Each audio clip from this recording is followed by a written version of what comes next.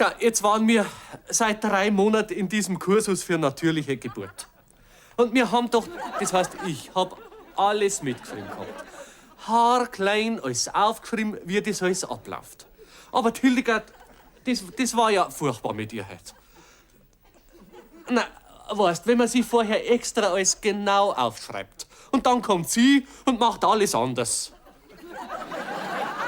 Es ist ja schon losgegangen bei den Wehen. Meinst du, die hätte diese Aufzugübung gemacht? Ich hab Aufzugübung, wo man sich vorstellt, dass im Bauch ein Aufzug auf und ab fährt.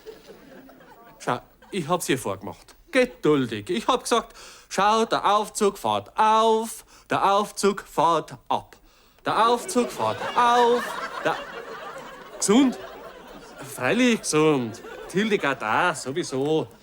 Nein, ich sag ja bloß, weil sie halt einfach einen Schnitzer nach dem anderen gemacht hat.